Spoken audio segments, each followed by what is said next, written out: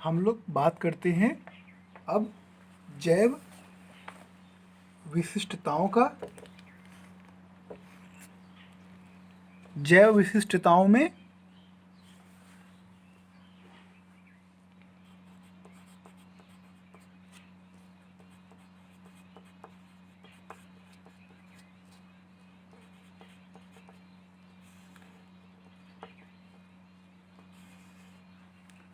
पहला आता है सूक्ष्मजीव।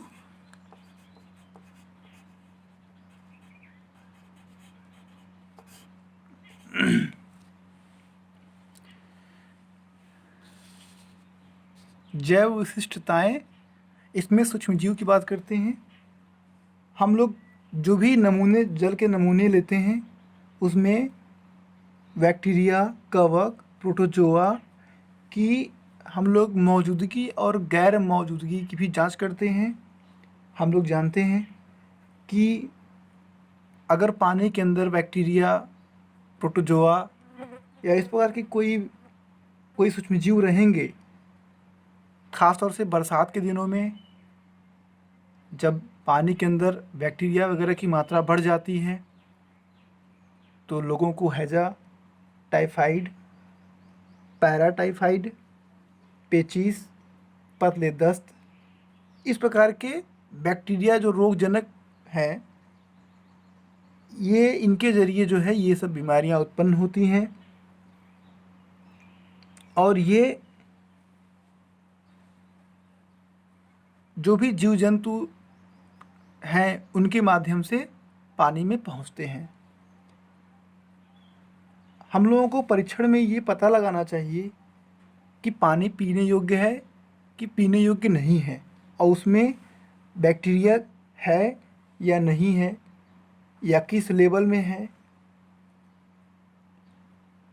ई कोली एक सामान्य प्रकार की, यह बहुत सामान्य जो है स्टैंडर्ड पाया जाता है, प्रभेद पाया जाता है।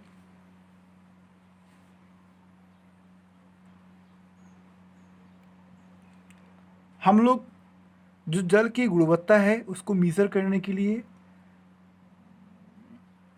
मंथली तौर पे किट का इस्तेमाल कर सकते हैं। प्रतिदिन हम लोग इस्तेमाल कर सकते हैं, यानी आज का पानी कैसा है उसको हम लोग किट से चेक कर सकते हैं, साप्ताहिक चेक कर सकते हैं।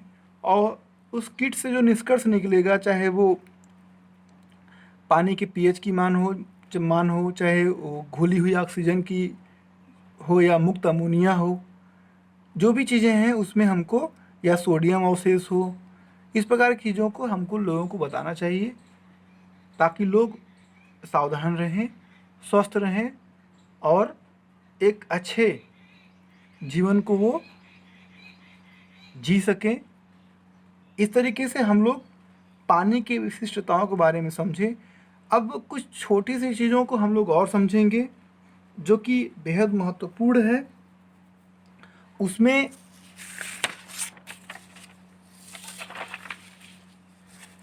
हम लोग अपनी इस लेक्चर के अंत में हम लोग कुछ चीज़ों को समझते हैं।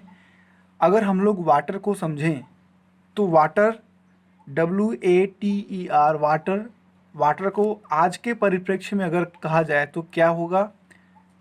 W for wastable, A for equable, T for transferable, E for energy, R for resources. यानी एक ऐसी एनर्जी या ऐसा एनर्जी का रिसोर्स जिसे वेस्ट भी किया जा सकता है, जिसे एक्वा भी किया जा सकता है, यानी उसे छाना भी जा सकता है, जिसे ट्रांसफ़र भी किया जा सकता है। ऐसी एनर्जी या ऐसी एनर्जी का संसाधन है वाटर। दूसरी चीज़ अगर हम लोग समझें तो JAL, अगर हिंदी में इसे जल लिखें, अगर इसे हम लोग जल लिखें तो जल को अगर हम लोग अपनी भाषा में हम आपको बताएं तो जीवन के लिए अनिवार्य, लाभ और लाभकारी।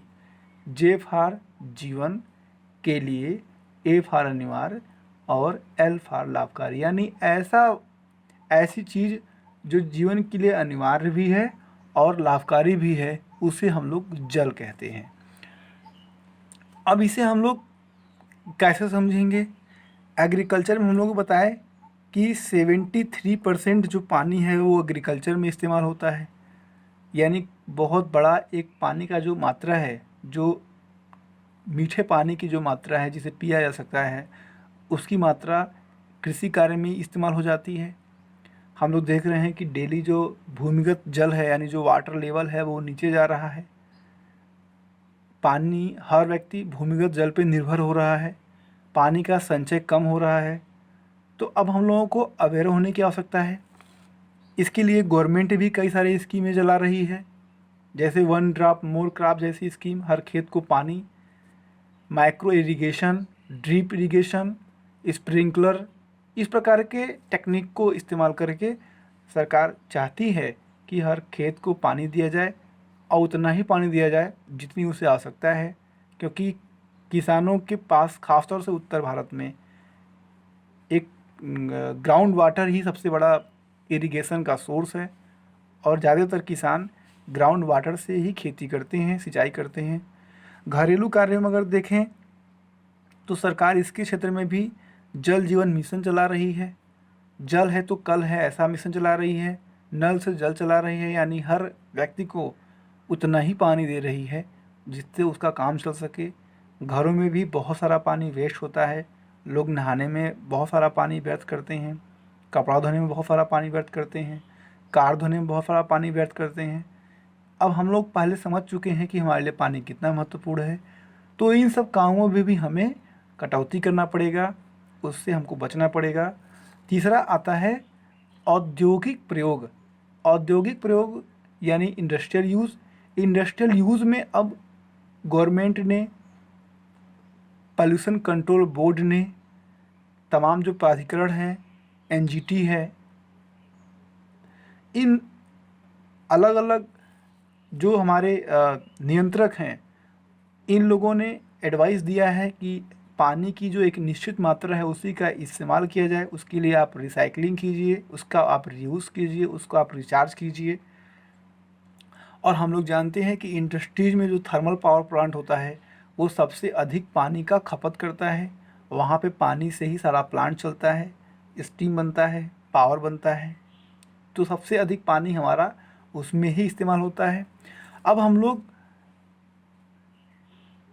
कुछ और टेक चीज़ों को समझेंगे कि जो हमारा W है, यानी जब जिसे हम लोग वेस्टेबल कहते हैं, उसको हम लोग वेस्ट मैनेजमेंट भी कह सकते हैं। यानी वो वेस्टेबल तो है जिसे हम लोग बहा सकते हैं, फैला सकते हैं, फेंक सकते हैं, बर्बाद कर सकते हैं, लेकिन वेस्ट मैनेजमेंट से उसे बचा भी सकते हैं। अब बचाने के लिए हम क्या कर सकते हैं? पहली चीज़ कि अगर आपको कहीं दिखे कि कहीं कोई नल खुला हुआ है जिससे पानी बर्बाद हो रहा है, बह रहा है, उससे आप बचाइए, उसे बंद कीजिए। और जिसके घर के सामने है, जिसके आसपास है, उसको मना कीजिए कि भाई आप पानी को बंद कीजिए, या ऐसा कोई व्यवस्था लगाइए जिससे आपको आवश्यकता अनुसार पानी नल को खोला जा सके या लगाया जा सके। दूसरी चीज़ कि कोई अगर पानी बह रहा है, जैसे बरसात के दिनों में अक्सर पानी बहता रहता है, लोग उसका सही तरीके से, उसको सुनियोजित तरीके से उसको नहीं करते, वो पानी बहता हुआ कहीं और चला जाता है। अगर उसे सही तरीके से दिशा दे दी जाए, उसको रास्ता दे दिया जाए, तो वो तालाब में जा सकता है, कुआं में जा सकता है, झील में जा सकता है, जो आर्द्र भूमि होती है वहाँ जा सकता है, जो हमारे बांध होते हैं वहाँ जा सकता है, जो छोटी बंधियाँ होती हैं जिनकी क्षमता कम होती है, बांध तो बड़ा होता है, बंधी छोटी होती है, वहाँ जा सकता है। पोखर हो सकता है, तालाब का छोटा रूप होता है पोखर, वहाँ जा सकता है। इनमें पानी जा सकता है और जो बरसात का पानी है उससे बचाया जा सकता है। इनके बचाने से क्या होगा? जब इनमें पानी रहेगा तो वाटर लेवल यानी ग्राउंड लेवल बना रहेगा, जो भूमिगत जल है वो रिचार्ज होता रहेगा, जिससे हमको पानी की समस्याएं नहीं देखने को मिलेंगी और जो आने वाला भविष्य में जल संकट है उससे हम रूबरू नहीं होंगे, पहले ही सावधान हो जाएंगे।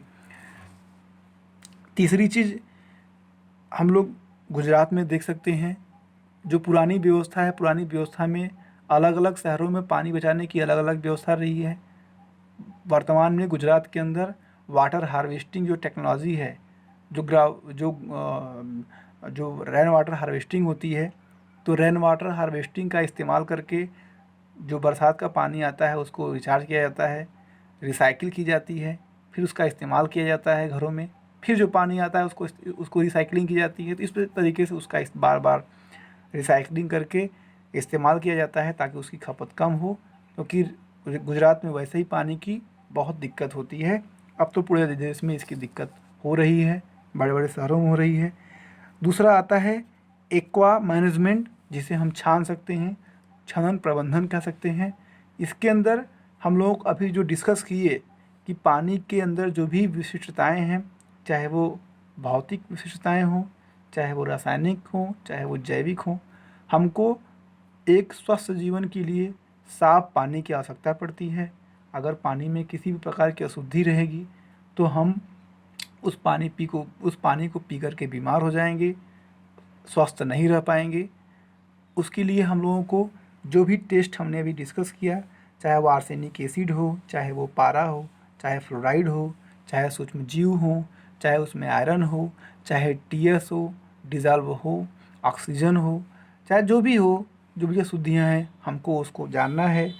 इसके लिए हमें 3-4 काम करने पड़ेंगे।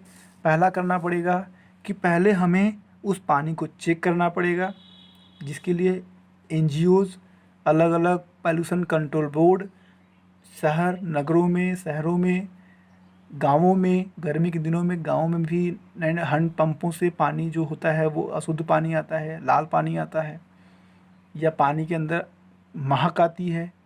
तो इस प्रकार के पानी को सबसे पहले उस किट से आपको चेक करना है। फिर जहाँ से पानी वो, अगर पानी ख़राब आ रहा है कि अच्छा आ रहा है, पीने योग्य है कि नहीं पीने योग्य है, उसको आप चिन्हित करेंगे। अगर कोई सरकार भी इसमें बहुत आपका सहयोग कर भी रही है कि जहाँ जिस हैंडपम्प से पानी में जिसमें आयरन की मात्रा अधिक है, जो पानी पीने योग्य नहीं है, लाल पानी है, मोरंग वाला पानी है, उसको रेड कलर से, येलो कलर से या अलग अलग कलर से पेंट कर दिया जाता है उस पूरे हैंडपम्प को, ताकि लोग वहाँ न जाएं पानी लेने के लिए। जहाँ पानी पीने योग्य है उसका आप चुनाव करिए, जहाँ पानी आराम से उपलब्ध हो सकता है, जहाँ पीने योग्य है उसका चुनाव कीजिए, उसके बाद आप उसको पीजिए, आप स्वस्थ रहिए। तीसरा आता है ट्रांसफरेबल, यानी जिसे हम लोग ट्रांसफ़र मैनेजमेंट कहते हैं, परिवर्तन योग्य कहते हैं। इसमें अगर हम लोग कहें तो जो भी बरसात का जो पानी है, अगर वो छत पे गिरता है तो उसमें मेरा छत मेरा पानी जैसा एक मिशन हो सकता है कि आपका छत जो है उस पर जो पानी आ रहा है आप उसको अपने यहाँ स्टोर करिए, उसे अपने यहाँ बचत करिए। जो भी बरसात में खेतों में पानी बह रहा है उसको किसी नदी नाले से जोड़ दीजिए, जहाँ वो एक सही जगह पहुँच जाए, किसी बांध से जोड़ दीजिए। एक्टिव रहिए, सक्रिय रहिए। अगर हम लोग एक अच्छे शब्द की बात करें, एक सेंटेंस की बात करें, तो पानी कम, उपयोग अधिक, लागत कम, सहयोग अधिक, इस प्रकार की मुहिम हमको चलानी चाहिए। पानी कम होना, पानी का उपयोग कम है। अगर पानी कम है तो हमें उसका उपयोग कैसे अधिक से अधिक हो सकता है, और पानी के अंदर लागत कम होनी चाहिए, क्योंकि अगर सहयोग अधिक रहेगा तो लागत कम रहेगी। हम लोग उसका इस्तेमाल करके, और बहते हुए पानी को हम लोग वाटर स्टोरेज, जैसे जो भी हमारे सेंटर जैसे हैं, जैसे तालाब हो गया, बांध हो गया, पोखर हो गया, इन तक हमें पहुंचाना है, ताकि उन्हें हम सिंचाई में, पीने में और अलग अलग कार्यों में इस्तेमाल कर सकें। क्योंकि हमारे यहाँ जो मानसून है वो केवल 3 महीने होता है, जुलाई से लेकर के सितंबर तक। उसके बाद हम लोग उसी पानी पर निर्भर रहते हैं। अगर बरसात नहीं होगा तो हम लोगों के लिए, जीवों के लिए, जीव जंतुओं के लिए समस्या उत्पन्न हो जाएगी। इन सब कामों के लिए एक जो मुहिम है, इसी वाटर के अंतर्गत हम लोग देख सकते हैं कि W फॉर वर्क, यानी अगर वास्तव में आप पानी को बचाना चाहते हैं तो आपको काम करना पड़ेगा, वर्क करना पड़ेगा, लगना पड़ेगा। उसके लिए आपको अवेयरनेस की आवश्यकता है, लोगों को बताना पड़ेगा कि पानी की क्यों ज़रूरत है, पानी की आवश्यकता क्या है, पानी को कैसे बचा सकते हैं, या हमारे पास जो पानी है उसमें हम कितना यूज़ करने लायक हैं, या आने वाले समय में अगर इसी तरीके से पानी ख़राब होता रहा तो क्या हो सकता है उसके लिए, पानी बचाने के लिए टेक्निक क्या क्या हो सकती हैं, क्या क्या टेक्नोलॉजी हो सकती है। जैसे सरकार ने माइक्रो इरिगेशन के लिए, स्प्रिंकलर के लिए इस प्रकार से अलग अलग टेक्नोलॉजी लिया है, उपयोग कर रही है, तो वहाँ पे आप क्या कर सकते हैं। तीसरी चीज़, टेक्निक के बाद अब हमको इमोशनल थोड़ा होना पड़ेगा, यानी हमें पानी को, जैसे पहले हमने कहा कि हमारे देश के अंदर जल को देवता समझा गया है, पेड़ में भी भगवान देखा जाता है, पर्वतों को भी पूजा पूजा किया जाता है, पत्थरों को भी पूजनीय माना जाता है, यानी प्रकृति प्रेमी है। तो एक बार फिर से वो इमोशन लाना पड़ेगा हमें अपने पानी के प्रति, अपने यहाँ जो भी पानी है उसकी सुरक्षा के प्रति थोड़ा सा भावनाओं में आना पड़ेगा, भावनात्मक तरीके से लेना पड़ेगा। और अगर जब तक हम इमोशनल नहीं रहेंगे, रिप्लाई नहीं कर पाएंगे। रिप्लाई भी करना अनिवार्य है। ऐसा ना हो कि हम बहुत, जब कोई चीज़ सुने तो बहुत इमोशनल रहें, उसके बाद जैसे ही चले आगे जाएं और हमारा रिप्लाई ना हो। हमें रिएक्ट भी करना है, यानी हमें काम भी करना है, यानी वर्क से शुरू हुआ और रिप्लाई तक आया, इसके बीच में हमें अवेयरनेस की आवश्यकता है, टेक्निक की आवश्यकता है, इमोशन की आवश्यकता है और रिप्लाई की आवश्यकता है। उसी से हमारा जीवन अनिवार्य भी रहेगा और लाभकारी भी रहेगा। आज का मेरा लेक्चर इसी पे ख़त्म होता है। धन्यवाद।